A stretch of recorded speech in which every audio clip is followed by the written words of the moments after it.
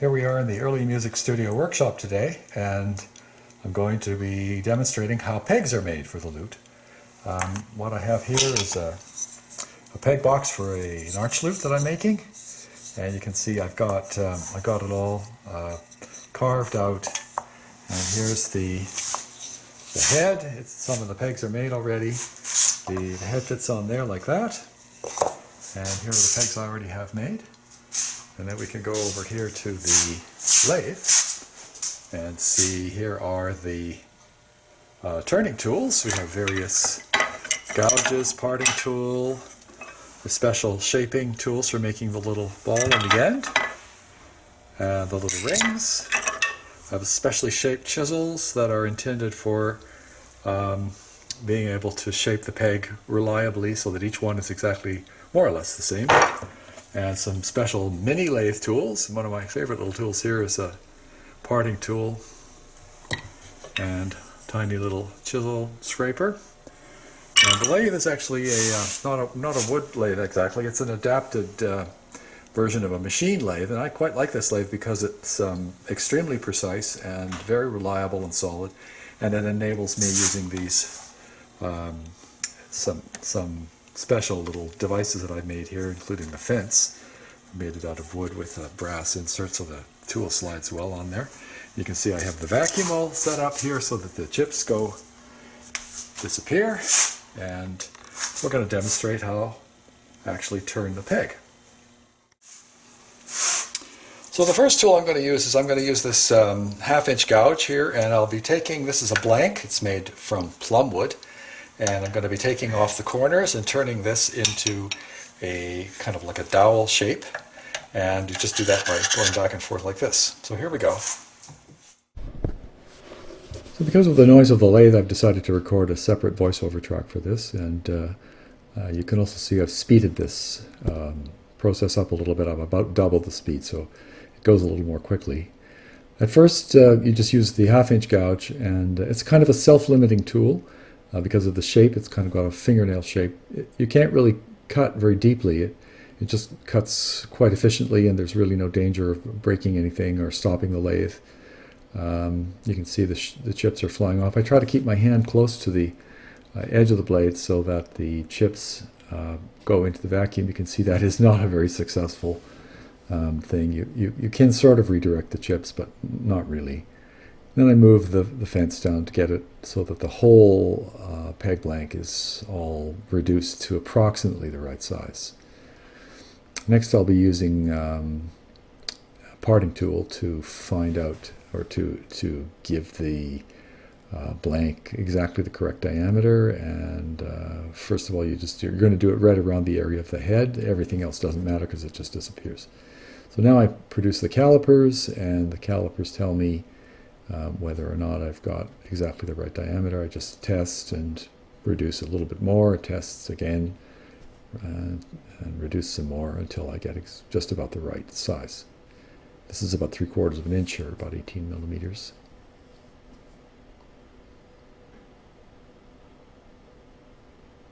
I widen that area a little bit just to make sure that my peg head is going to be sized just exactly correctly.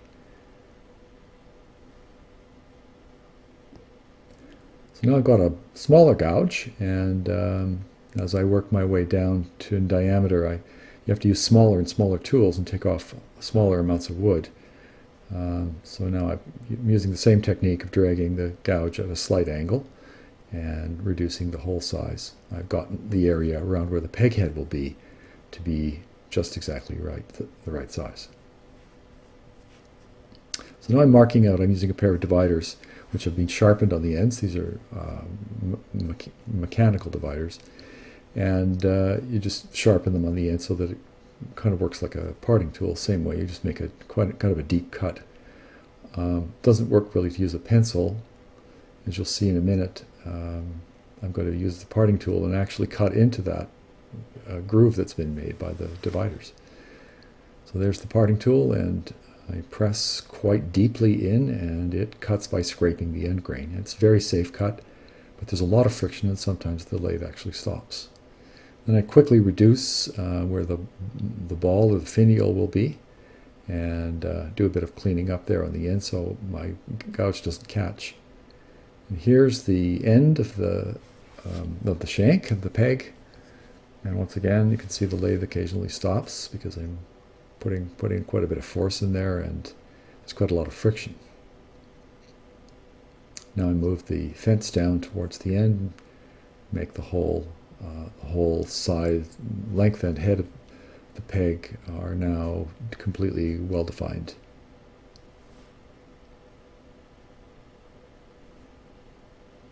The next operation is to make the first cut in the ball shape of the peg. So this is done with the parting tool. You just sort of radius it. It kind of catches into the fence. And that's one of the reasons to use brass, because it's a lot softer than steel, and it kind of makes these little grooves.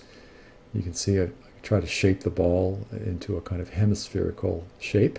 This is only roughing it out. This is not the finished shape. We'll use a scraper specially made for that. The next thing to do is to produce the exact correct diameter right where the peg head is. And this is really a crucial dimension. It must be exactly correct. If it's too small or too large, the pegs won't fit into the peg shapers. You can see I've taken a little bit of video out there. And checking with the calipers, making sure it's as close to perfect as it could be. So now I'm going to produce the little area where the rings go. And I just use the width of the gouge to define that. I don't have to use any kind of measuring tool. Just know from experience that that's the right size. Now I do the corresponding hemispherical cut on the other side of the peg and get the transition between the rings and the ball part of the peg. This is the special scraper that I've made out of an old chisel. And it's cut into a special shape which is just about a little bit larger than the diameter I want. And just by moving it around from side to side, it actually scrapes the peg into a very fine polished surface. It's an amazingly good finish, a scraped finish. You don't really have to sand it much after that. And now the peg is well shaped. Here's using the small parting tool and making the two little rings. You can see I take most of the material off. That's a very delicate cut. You must be very careful not to have the tool catch. And this is a special shaped, makes the little rings, a special chisel that you make with a grinder. And this too is this has to be done very carefully because it's a scraping cut, and if you stick the sharp end in the wrong place, you can ruin your peg. This is stopping the lathe to check the appearance is good. And I've tightened up the lathe a little bit because as you turn more and more, it gets a bit loose. So you have to make sure that it's nice and tight all the time. You can even see as we've reduced more and more of the material and gotten it out off the axle here, the dowel, that the peg is starting to flex a little bit. So this happens more in the middle, of course, than it does on the ends where it's tightly held. So I'm just making the end part of the shank the correct diameter. Now I'm using the gouge. This is called coving. We're just sort of shaving the end grain off. This is a very safe operation. There's a couple of ways to take a lot of wood off safely, but this is one of the safest and simplest ways, just to use a small gouge to sort of shave little bits of wood off. We're taking about half of the diameter away by degrees each time, and you can see the peg is deforming there and flexing in the middle. So it gets a little bit more hairy as you get towards the center. So now you can just go back and forth, the same tool held at a slight angle, and the side of the thumbnail, and you roll it a little bit, and it just shaves wood off so nicely and simply and very safely. It's almost impossible to make a mistake if you hold the tool correctly. So that's about right. Then I finish the shank with a skew chisel. This is a scraping tool. It's very good for that purpose. It's straight, and I'm starting to taper the peg now, and going from a parallel, so that both sides are parallel to one another. Now I'm taking a little more material off towards the bottom and making two little cuts for the head end and the where the end will be cut off. Once again, going back to the miniature skew chisel and creating the correct diameter, checking with the calipers for the little finial, the little ball end. And this is the special tool which makes the shape or scrapes the shape once it's been made already. So I don't remove material with that, I just scrape something and finish something that's already there. So I use that, the skew chisel at a 45-degree angle, and then I use the ball shaper, which is another chisel that's been ground especially for that purpose. Now I just use a little bit of sandpaper, start with 120, and because the shank actually makes the peg deform a little bit when you press a tool against it, it creates these little waves. So you have to get rid of those, and the only way to do that is with abrasive. You can't scrape. Here's using a skew chisel to shape the end of the peg to get a fine polished surface on the end grain. And once again, slightly finer sandpaper.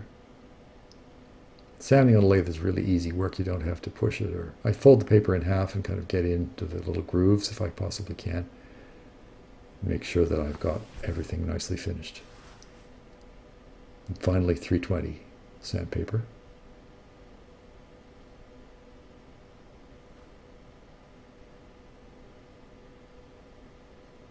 Now, in order to see if the peg looks good, I actually apply a little bit of finish, and this is just a blob of beeswax. And you just put it on there, the heat melts it, and then you use a cloth, and the cloth takes off the excess and polishes up the peg. And you can easily see if there are any flaws, which you could now correct. Once the peg's been taken off the lathe, you can't fix it. So it's very important to make sure that it's really good at this stage. And now I'm turning it off. I'm going to reduce the end just on top of the finial, the little ball, down to almost just a sliver. Now I take the peg off the lathe, and that's the finished turned peg. So now we have the peg, it's all being polished. You saw in the lathe, I polished it with beeswax and a piece of denim or cotton cloth. And then you have to cut the little, once you're finished off, you have to cut the top and bottom off.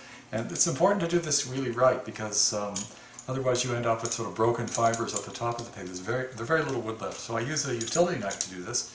And it's one of these knives with a little tiny scallop blade. So that all I do is I just rotate it slightly in the just on top of the little ball at the top. It's called the finial, for those who want to know the thing. And then we take some fine finishing papers and simply polish the end of the ball like that. With these are foam backed, so they yield slightly. That's very important. And then a finer grade, and finally a grade like that, and then put a little skin oil on them, and presto, you've got a beautiful shiny little ball end of the peg. That's the hard part of the peg. So then we go over to the vise. Well, I put in the vise, take the nifty little Japanese saw, and just simply cut it off flush like this. And there is the peg. Now we're just going to cut the faces off so the fingers can fit on them and turn them, and then we'll fit the peg to the peg box. So I have a little block here that I used the reamer on the block here. I can show that. The reamer, I just drilled a hole in this block of wood and then reamed it so it has the same contour as the peg, and then I've lined it with some sandpaper. So the way this works is to put the peg in there like that, close the block together, make sure the grain is facing the right way. We want the quarter sawn grain, so you're seeing the edge of the board like that, so the grain is vertical. And then we put it in the vise, lock the vise up. Okay, this is a 1-inch mortise chisel, and it seems like an absurdly large chisel to use on such a tiny object as a peg, but the thing of it is that it has a gigantic grip which enables you to use quite a bit of force, and it's kind of like a giant plane. You can do a cut that's very exact in its direction, and the weight of the chisel helps to make the cut nice and smooth. So this is what we do. We just set it at a certain point, give it a tap, and it just knocks the chip right off. top of the peg. And we just keep doing that until, I used to use abrasives to do this, but they're messy, they're inexact, they're hard to control. This is extremely well controlled. And if I want to scoop it out or make it curved, I can easily do that after I've got the basic shape with the chisel. So then I do that for a while, and then I come in with the chisel and I take off a little bit off one side, a little bit off the other side, until I'm getting down. I'm shooting to get the thing about the same thickness on the end as the ball is, which is all being carefully sized using calipers. So I know that's a determined quantity. And then I start making the slightly concaved just by carving. There's no doubt that a lute is essentially a giant carving. Everything is all dimensioned by careful use of hand tools. There's no way to use routers and table saws except on big pieces of wood. So then we take it out, we rotate the peg 180 degrees until it's exactly correct the other way, and lock the vise up again and do the other side. And this is where you find the texture of the wood matters, because you'll find that on one side it cuts quite cleanly, on the other side it doesn't, because you're essentially cutting on the bark side of the tree and then not on the bark side of the tree. And that always causes, because trees grow in a spiral according to the Fibonacci sequence, and that causes the grain to be somewhat opposite. Occasionally you have to plane or chisel from the other side entirely in order to get what you want, because the grain is just whatever it is. Boxwood is worse for that. Everyone loves boxwood for pegs. Can't understand why. It's a very difficult wood to work. It's very hard, and it's got lots of knots in it. The thing about fruitwood is that it's a bit soft. This is plum, and it carves and machines very nicely because it has quite a bit of oil in it. So then we check to make sure the peg is nice and parallel. That one's good. And on to the next phase of the operation. So here is the part of the lute that I'm working on at the moment. It's the extension head. This is an archlute. So this is a piece of elder. It's rather like pearwood. It has some kind of funky features. It's got some wormholes in it. I don't mind that. I'm going to fill them in, and then I'll stain it all black with ink, so it'll be all black anyway. And then that part joins onto the neck of the lute, and then it's been shaped there. So this is how you fit the peg. The reamer's already been used. We've drilled holes, and this is a single strung instrument, so that the pegs can be quite a bit wider apart, and they can be a little bit larger in diameter, which means they have a bit more torque. So then I've reamed it like that already, more or less in preparation for this. And then the first thing I'm going to do, here's the peg, as I finished off with the cutting the faces. And the first thing I'm going to do, I have a series of peg shapers here, which are actually just like pencil sharpeners, using plain blade. I just bought spare blades. I have drilled a block of wood, and you can see all the number of times I've had to do this in the past, and to get the right one. And so then I just reamed the hole so that it's exactly the same shape as the reamer, and so then I've planed that off, and then I've put the plain blade on top of that. It looks exactly like a pencil sharpener, and that's the way it works too. So then the first one is number 1. I have 6 of them, and I just go like that until the peg goes right to the end of it, and that's the first one. That's just to get the shape, the tool marks off the shank here. And then I go to number 2, and you can see usually it just cuts at the end here. This one isn't cutting much, so then I'm going to go to 2.5, and that will start to cut material off the end of the peg. And then just as soon as it gets to the point where the shaving is taking off the complete width of the pencil sharpener, then I will go to the next one and cut a little more off there at the end until I feel it stops cutting. And I'll go to number 4, and that also will stop cutting. These peg sharpeners are surprisingly hard to adjust. You have to be very careful about the way they adjust. You can see the materials being taken off so that progressively it's being shaped into a cone or cone shape. Going back to number 3 now, and that I work backwards until you can see I'm cutting further up the shank with the same size. So then I kind of work backwards and forwards until I get to the point where that cuts right to the end, where the little, and you saw me make a cut here, just in front of the little rings, and that cut stops the shavings from going onto the, as soon as I get to that point, then I've got a perfectly clean and properly shaped. It's a little too large still. You can see if I try to fit it into the lute, it's sticking out too far. So we want to remove smoothly the same amount of material on, once again, so just go back to number 2. It's not cutting, number 2.5, and just cutting mostly on the end until it reaches the side, and then cut off number 3, and it's just cutting on the end until it gets to about the middle, and then number 4, these shavings are very, they're like little feathers almost, they're very light. And sometimes even go to number 5 for the very end of the peg. That hardly takes any shaving at all. And I work my way back, starting with 3. Now it's cutting about in the middle of the shank. Number 2.5. Closer towards the end. Now I'll try it in the peg box again. And you can see I'm just a few millimeters, maybe 4 or 5 millimeters away from actually being fitted. So keep going with that.